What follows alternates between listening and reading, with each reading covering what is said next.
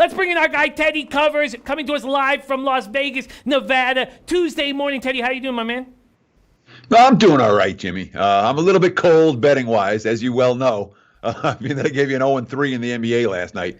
So we're a little frustrated in that regard. But, life goes on, and November goes, and we roll into November right here. So it's not a time for the weary to take a break. And, of course, one thing that I was able to do yesterday, I was able to get some of the college football work done that I didn't get done on Sunday night / Monday morning. So we're doing okay, Jimmy. We're not happy with the way things have gone the past week or two. But that being said, we exhale. We had a moment. We took our little change of pace. And what do we do on Tuesday? Right back to the grindstone. Right back to the grindstone. Well said, Teddy. I love it. And I don't love seeing us feeling like the status quo is unacceptable, but I do love watching the highs and lows and how you handle them, because it teaches us a lot. And I need to work on handling the lows badly, because I find the losses hurt so much more than the wins at times. And that's just not good if you want to do this for a long time. Let's go into Let me jump in real quick, Jimmy. Yeah, sure, buddy. Because what you're saying, you're not unique, okay? We all enjoy the highs. The lows are brutal. And that is something that doesn't necessarily change as you're in the business longer. What happens is you get more used to getting slapped. And you're like, okay, I've been through this before. Doesn't make it easier, doesn't make it better. But the bottom line is what you're going through is what we all go through sometimes, what I'm going through right now. The losses and the losers, they're going to make you crazy. And if they don't make you angry, well, then you're not, you need that emotional fire when you like, hey, I did this wrong. Oh, I was so wrong on that. Oh my God, I suffered this brutal beat. Whatever it is, that emotional fire can be captured and help you work harder moving forward, but it can also eat you alive. And that's what we try to avoid. And that's one of the things that Jimmy and I are certainly trying to counsel you as we talk every weekday morning here at SBR. Absolutely, absolutely. Coming off a nice day in NBA now, so 5-2 is my record on the season. We're going to talk NBA, but let's start with this big World Series Game 6, Strasburg-Verlander. Strasburg in the playoffs, 4-0, 1.93 ERA, 0.96 WHIP. Nats now hitting in the postseason poorly. They were hitting pretty well, but their numbers have dropped in the last few games. Obviously, outscored 19-3 in their 3 games in Washington. Now hitting 240, OPS against righties in the postseason compared to that 258, 785 OPS against righties in the regular season. Astros are hitting better now, obviously. 254, 766 OPS against righties in the postseason, and that's now getting closer to their 274, 840 OPS against righties in the regular season. Verlander does not look very good, but at this point, sitting with the Astros plus 200 in my pocket, I'm just going to sit back and watch. Do you have any leans here? Game 6, Nationals, Astros. Teddy Covers. Let me start first with a future recommendation. If you have a Houston future in your pocket, you know what you do tonight is absolutely nothing. All right. You don't want to think about hedging, worrying about hedging, any of that until the Astros are on the verge of elimination. If this game goes to if the series goes to Game 7 tomorrow night, you can absolutely make a move.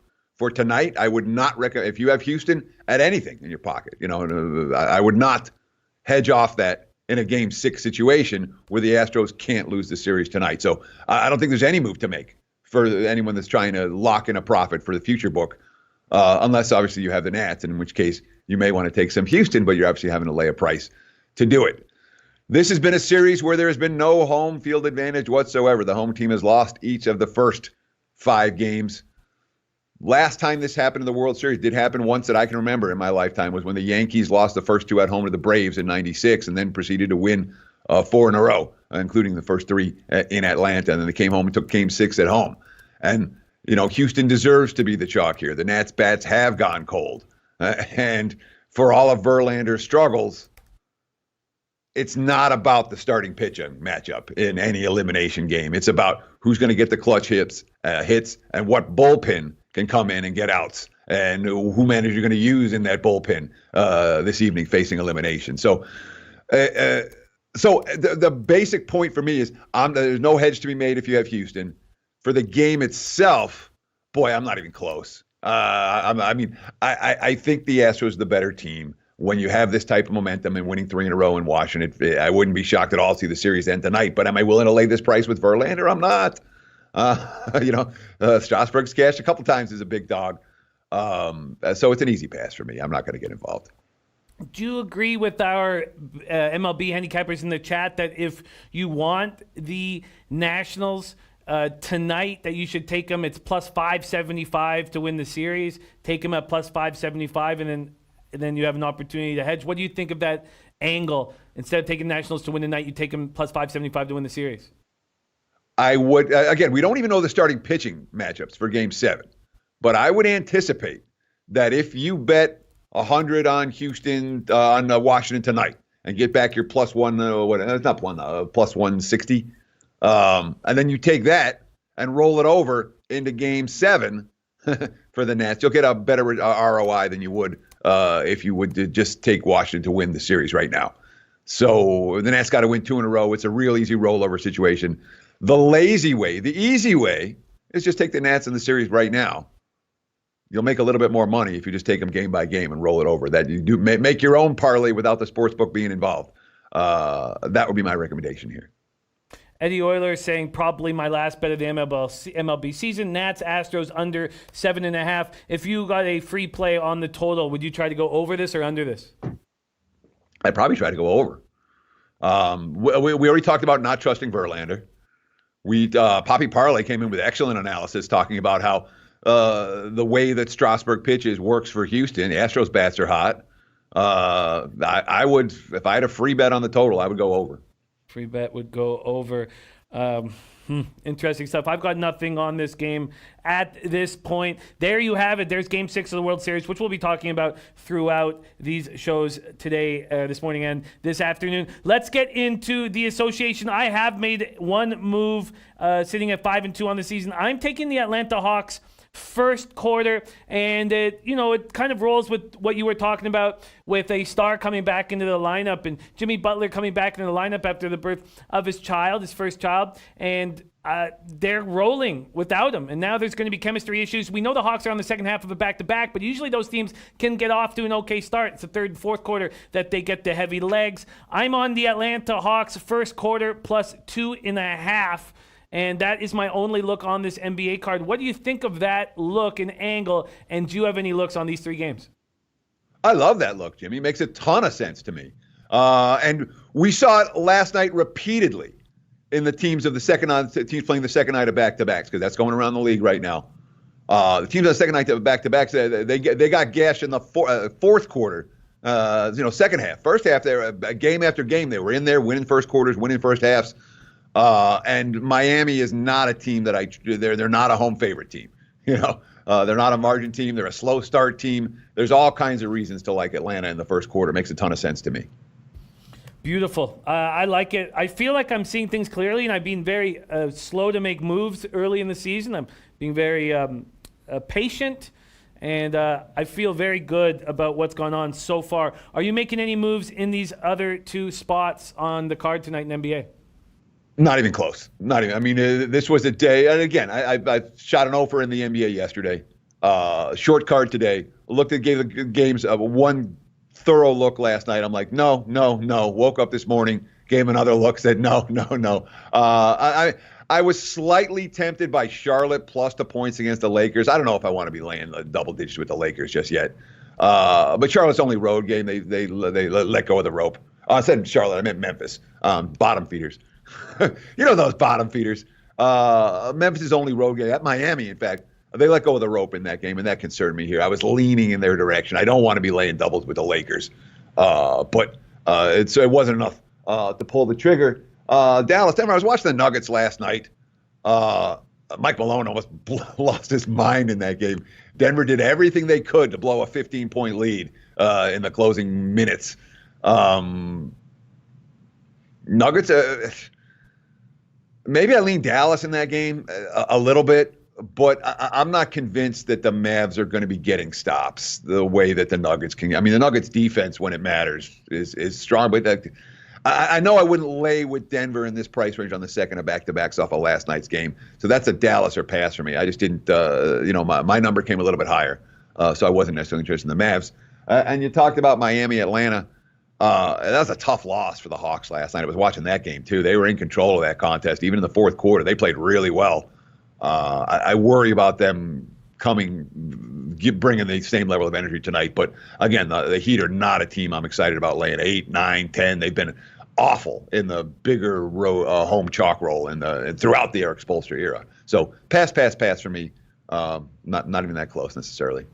I agree with the breakdown of the Nuggets game. It was Mavericks or pass. Only one player, Jamal Murray, played over 30 minutes last night. And seeing Ski Profit really liking the depth of the Nuggets and leaning towards the Nuggets in this spot where I was initially going to make a move. I almost made a move at 6, and I saw it go down to 5.5. And it's a Mavericks or nothing, and I think it's going to be nothing for me at this point. Astute Chaos on the Hawks. Heat, first half under 115.5 at a minus spot, and then under 115 at a plus spot. I understand that look a lot, Astute Chaos, but I'm still a little uncomfortable trying to figure out Atlanta's pace because, man, that first quarter, they put up 40, and then there was that huge red flag in the second quarter with just 25. It was clear that the Sixers were figuring out how to slow trade down. Okay, beautiful. I love it. There is the NBA and MLB. So let's get into NCAA football. And we had some nice breakdowns yesterday. I enjoyed it. I enjoyed the way we did it. It's a little bit different than we've been doing it because Teddy is taking a different angle this week instead of hammering it on the Sunday night, slowly move into it. And I'm excited to hear what came out after your work last night. So why don't you take it away? What's the first spot on the card that you've decided to make a move with? Sure. And listen, I mean, the thought process here, I pretty much do the same thing the same way every single week. All right. And that consistency, I mean, has worked for me over the years. And I would, in general, I'm going to say, if you ask me how to do it, that's the way to, you don't want to really change your approach too much. That being said, I've had a couple of bad weeks. I'm not, I'm not in the rhythm that I want to be. So what I do, I changed it up on Sunday. I needed a break, and I didn't sit down and do what I normally do on Sundays. That doesn't mean I'm not going to do it. It means you just postpone it and then do your normal work on Monday. So got a chance to breathe a little bit on Sunday night. And then yesterday you sit down and you do your work, and that's that. And the process begins anew. The same process just started a little bit later. So I did make 4 bets in college football over the course of the last 24 hours since yesterday's show. Let me give them to you. I played betting number 365, Oregon State plus 6 at Arizona. Arizona firing their defensive coordinator after last week's game. They've lost 4 in a row. Oregon State coming off the bye week. They've been hanging tough and pulling upsets. This is a bowl eligibility game for a team that hasn't been there in a while. I like the Beavers. I think they're quite live to win the game in Arizona against the Wildcats. So Oregon State plus 6. And, of course, I freaking wrote down the number, and I can't read my writing. I got Boston College. What betting number is Boston College? Is that? God damn it. Sorry. BC plus 333, 334. 330. There it is. 334. Thank you so much. BC. I took BC plus 3 at Syracuse. I think BC's better than Syracuse. That's what it was. It was 333. I just wrote 33. BC plus a 3 at Syracuse. I'm not a believer in the orange. As we've talked about repeatedly on this show, this is BC. It's not their bowl eligibility game, but it's the game that they need to win if they're going to be bowl eligible. I think they're the better of the 2 teams, and I'm catching points. And I would expect BC to be able to run the football against that Syracuse defense here. Carrier Dome, not the toughest of places to win this year. BC plus a 3, betting number 333. I took betting number 369, Ole Miss, and I was debating to wait or not, and I just pulled the trigger at 19.5. I thought 19.5 was a buy, even though the number's going up. I'm like, if it gets to 21, I'll be like, wow, that was stupid to buy it as early as I did. But I can't see it getting any higher. It's been a competitive series. You hate the spot for Auburn. You love the spot for Ole Miss coming off a win and a bye. Yeah, and Tigers not a let's lay 3 touchdowns with type of team. I think Ole Miss is a live dog in that one. Again, betting number 369. And last but not least, the last game on the card, I put this in my pocket, Hawaii minus 2.5. I'm not a Fresno believer, and I continue not to be a Fresno believer. And Hawaii, from a defensive standpoint, the Bulldogs last year were thinking about 14 points a game. This year, they're at 31.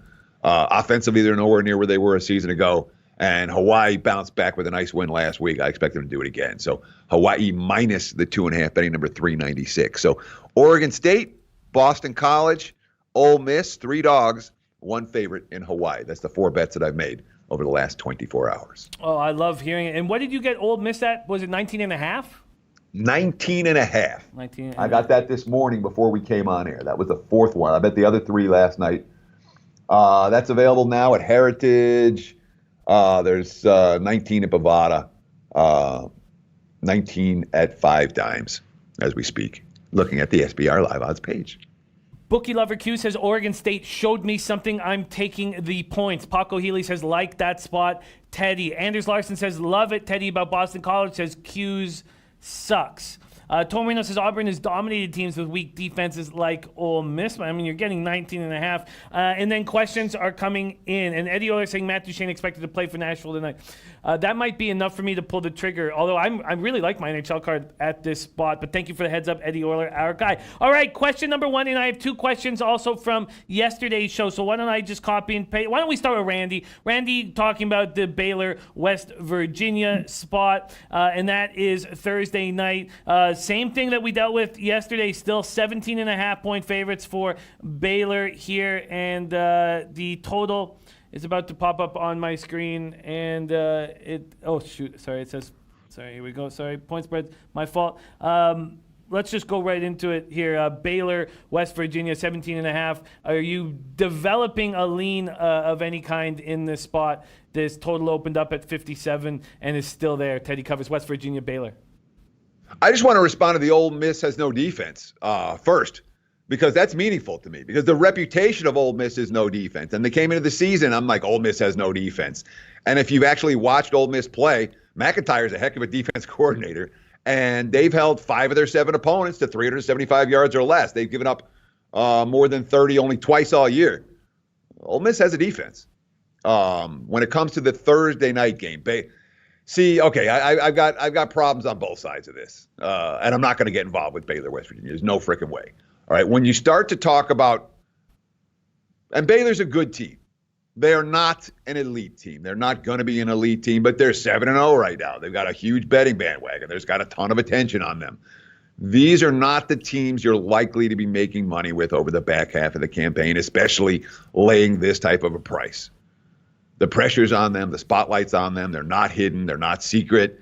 And the pressure mounts with every increasing win. So, and Baylor's not a let's kill this team and win by big margins. I mean, that's just not how Rule Squad is built this year. I understand that they've had some wins by margin, but that's not their MO.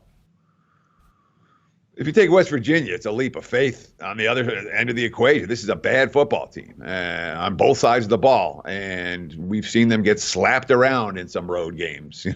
Certainly the Missouri game, the Oklahoma game stands out where they were, non-competitive. And again, those teams are pretty darn good, and both of them are explosive offensively in a way that Baylor probably isn't. But when you're talking about taking bad teams in the midst of losing streaks on the road against quality foes, you're taking a leap of faith, and especially when we look at that. I mean, on both sides of the ball, West Virginia has been mediocre at best.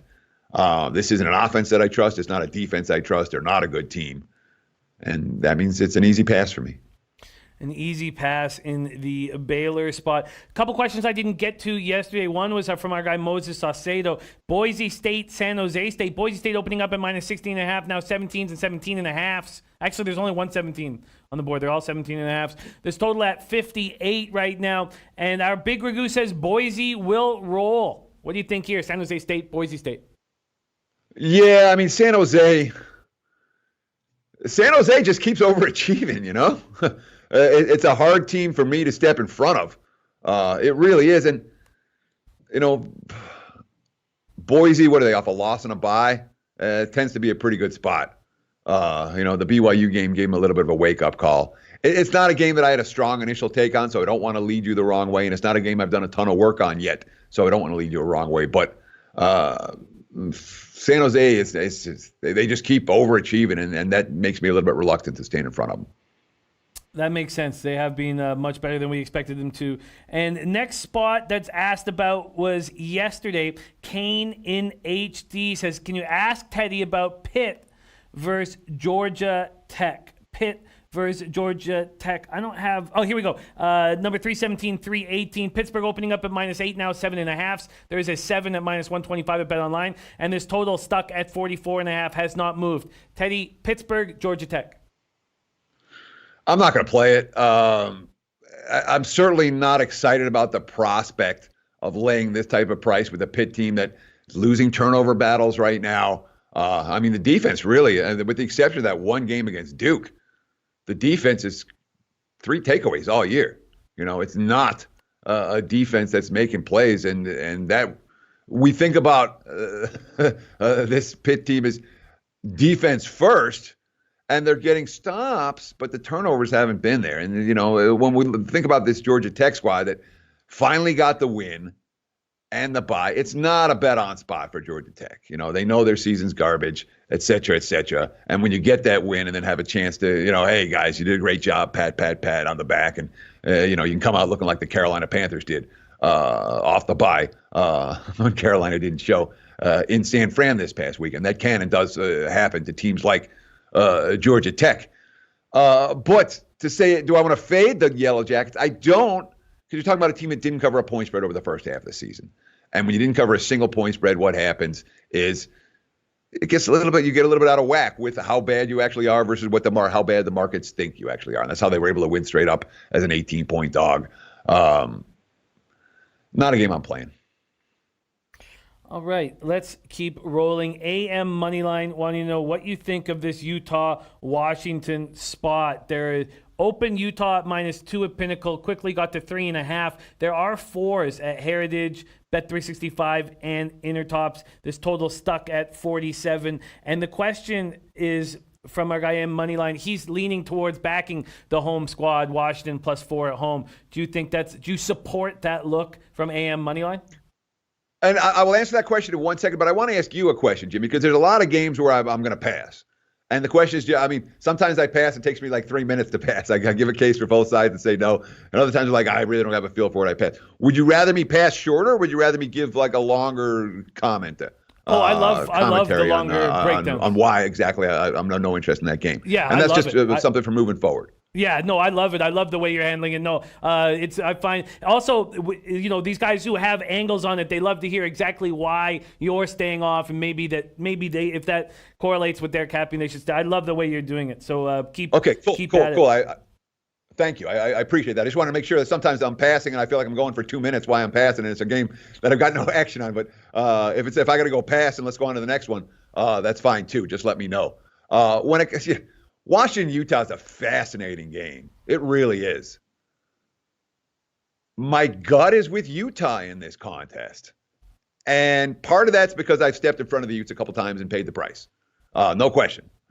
But Utah's has proven to me 2 things. One, I think Utah has the better of these 2 defenses. And Washington has the defensive reputation. Nobody's been running on Utah this year. And we've seen teams move the ball against the Huskies. So I believe that Utah more likely to be getting stops in this game than Washington. Of course, we look at that Utah offense. It's not sexy, but it's been very efficient. And Zach Moss has been unstoppable in recent weeks. So I can understand why Utah has taken the money that they have. Once you start talking about laying more than a field goal in this type of game, though, my interest in the favorite declines precipitously. And, you know, in a game that feels like it's going to be tight, taking 4, I wouldn't talk you out of it. The time to take Utah was at 3 or less. And unfortunately, that time is largely come and gone. Let's keep rolling, and we're going to stay in the pack. Prince of the City asking about a couple games. The first one is Oregon at USC. Oregon opening up at -4.5. Pinnacle's gone to 4, but everyone else at 4.5 still. This total open at 61, up to 63 at Pinnacle. Teddy covers Oregon, USC. Sorry, I just checking getting the numbers there. Oh, it's right next to where I was. Duh. So this is an interesting. I keep saying this. The Pac-12's got a great slate this week, and lots of games that you think about. So Oregon had these ridiculous defensive numbers, And the last 2 weeks, Washington State have basically moved the football fairly effectively against them. And Oregon's been in these barn burner games. They come on the right end of both of them from a straight up perspective, obviously not from an ATS perspective against Wazoo, but for a team that had monster defensive numbers through the first half of the campaign, now we're saying, well, gee, they played Stanford and Cal and Colorado and Nevada and Montana, all these teams that couldn't move the football. And those defensive numbers were somewhat fraudulent. And I have to look at Oregon's defense right now and go, no, this isn't the D that we thought it was even just a couple of weeks ago, which has us leaning towards USC. And then we talk about a Trojan team. We go, do we really think that USC is going to hang tough? It's a USC team that has played up or down to the level of their competition on a pretty consistent basis this season. It's a USC team that's been pretty good in the underdog role by and large. The one time they were dogs twice this year. Utah, they won straight up. Washington, they lost by 14, but they were right in that game. The Notre Dame game, they were dogs too, and they were in that game as well. Obviously, coming with a heck of a second half in that contest. And they've carried that momentum forward. From a pure talent perspective, USC can compete with this team. We've seen Oregon back-to-back barn burner games now laying points on the road. If we trust the Trojans, this might not be a bad spot to trust them. Lean here this is one of these, as I'm talking about it, the USC side's making a lot more sense to me than the Oregon side is, but I don't know that I trust the Trojans here. I really, we talked about it when we went to Colorado last week. I'm like, I love, USC. We like USC, the matchups and all this, but this is not a team we want to be laying doubles with on the road. And again, now they're not laying doubles on the road, but do we trust Clay Helton and the Trojans not to implode in a big game? That's iffy. But USC or pass. Probably pass. USC or pass. Tom Marino says, I'd lean USC. Being good as an underdog, Oregon's defense got exposed. USC has been much better at home. So Tom Marino leaning towards USC as well. The next question from Prince of the City is rotation number 309, 310, North Carolina State versus Wake Forest. And Prince of the City leaning towards Wake Forest. Do you support the look for number 23 ranked Wake? So, and I appreciate you giving the rotation numbers. By Thursday and Friday, I have an idea where these games are. Monday and Tuesday, I still don't have it all memorized in terms of rotation numbers yet. So sometimes I'm scrambling up and down the card a little bit as we're looking. So Demon Deacons have QB issues this week. They've had QB issues, and it's not like the backup's a huge downgrade from the starter. You beat Florida State, and they gained 424 yards of offense in that game, and it was a solid showing from a backup QB. So I'm not necessarily worried about the Demon Deacons QB situation. Certainly not compared to the NC State QB situation. They could be starting the Frosh again this week. That'd be 3 different starters the last 3 games. They have that extra time to prepare. They've also lost 2 of their last 3, and the Syracuse game wasn't particularly impressive either. NC State's struggling right now. They're not a team that, when we think about what they were or what we thought they might have been earlier in the season, a squad with 2 point spread covers on the year, not an easy take. But this isn't the price range that I'm looking to back Wake in. Wake minus a field goal, Wake in a game, I'm asking them to win. Wake in a game, I'm asking them to hang around. Sure. Wake with this defense, ask them to win by more than a touchdown is a little bit rich for me. A little bit rich. I can understand that at 7.5. Next question from Prince of the City regards a total. That's rotation number 345, 346, going back to the pack. Colorado, UCLA opened at 65, now 65.5, a 66 at Pinnacle, and Prince of the City thinking about making a move on the over. What do you think about this total? I don't love it. Colorado is not a team that I'm excited about asking to do anything right now, and especially they're coming off a game in which they gave max effort and they lost anyway. And, it's a slumping squad. Things are going wrong, and the offense has been hit or miss for extended stretches this season. So that worries me about the over here. I was glad I got off Arizona State last week and got on the UCLA side, and all of a sudden UCLA is looking interesting. But it's not an over. from a betting standpoint right now, Colorado's not a team I want to ask to do anything. I don't want them to get stops. I don't want them to score points. The only thing I want to do with the Buffs from here is probably bet against them. Next question coming from Kanaskat. Rotation number 337, 338. Virginia, North Carolina. North Carolina opening up at -2. This total opening up at 47.5 and is creeping down 47. There's now a 46.5 on the board at Pinnacle. Teddy covers Virginia, North Carolina. I'm still pissed at Virginia from last week. I had the Cavs in that game, and they weren't the right side. I'll tell you that. Outgained and outplayed, and losing the turnover battle. Turnovers have been a problem for this team. 10 turnovers our last 4 ball games. That worries me here. The defense couldn't get a stop when it matters most. That worries me here. And we saw that again. I'm a little. I feel like my judgment on Virginia is clouded a little bit right now. So it's not a game I'm going to play. I'll tell you this. If all you're doing is just taking the points in Tar Heels games, you're doing pretty well. Has the favorite covered in any? The Georgia Tech game, North Carolina, the favorite covered. That's the only time this year a favorite's covered in a North Carolina game. So for whatever that's worth, they have been a dog-centric football team. Next question coming up is from Gitter at 18. Says, can you ask Teddy what he thinks about Buffalo, Eastern Michigan? That is rotation number 335, 336. Eastern Michigan opening up at -1.5. Now 2s across the board. This total opening up at 50.5, and 50s have now hit the board. What do you think about this spot, Buffalo, Eastern Michigan?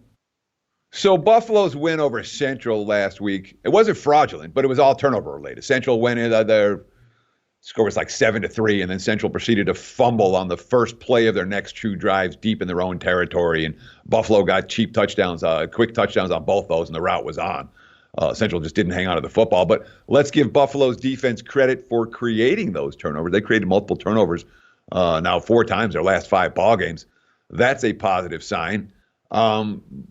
It's not an explosive, and that's putting it mildly, Buffalo offense. If they can't run, they can't win. Eastern's shown some vulnerability on the defense side of the football, but after playing Western and Toledo the last 2 ball games, the last 2 weeks, this is kind of a step down in class, offensive class for sure. But Eastern's been so mediocre this year. I really thought they'd be a good notch or 2 better than they've been. And the fact, they're fighting Toledo to the wire and rallying back and coming up short, it does concern me here about the Eagles. And I got Buffalo dead wrong last week, so it's not a game I'm going to play. Slight lean Eastern, but it's slight. I'll leave it at that.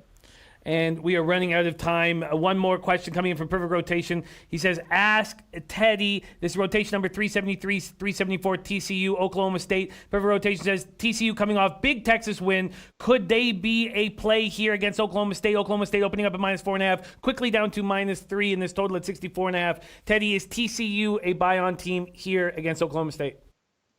TCU's shown me some sharp home road dichotomy, man. They've been good at home. They put them on the road, the Iowa State game, the Kansas State game, not within a touchdown of the point spread in either of those 2 defeats. The offense didn't work either time. And that TCU offense it's so hit or miss, man. They've got Rager's a hell of a weapon at wide receiver. And this Frosch QB can chuck it around when he has time. I was wrong about Okie State last week. I really I know it wasn't so much about being wrong about Okie State. I was riding Iowa State until they lost, and they lost. But I didn't think that Okie State was the team that was going to do it. Positive turnover differential. The offense continues to make big plays, and that is a positive sign against I guess a slight lean over in this game because it is. I've struggled with TCU's overs because the offense is hit or miss, but against this defense, I wouldn't be surprised if it hits, and I think Oklahoma State's going to hit some big plays. That's my slight lean. I would look at that to be a relatively high-scoring affair. Sidewise, I don't have a strong take early in the week. Slight lean to the over in TCU, Oklahoma State. And there you have it, 2 days in to 5 days examining NCAA football and making moves. Teddy Covers has made his first 4 moves on the card. Oregon State +6, Boston College +3, Ole Miss +19.5, and Hawaii -2.5. Low baggers out there, follow this man on Twitter. Very fun follow at Teddy_covers. Teddy Covers, thank you so much for joining us on this Tuesday afternoon, and can't wait to keep hammering the card with you all week long. Thank you so much for joining us. Cheers, Jimmy. Thank you, man. This show is cathartic, I come in, I've both yesterday and today, I came in the show, and I come out of the show, yeah, man, let's go have a good day. So I appreciate it. I appreciate all the low baggers. Thanks for all the questions. Thanks for all the kind words. Have a great day. Good luck. We'll talk tomorrow.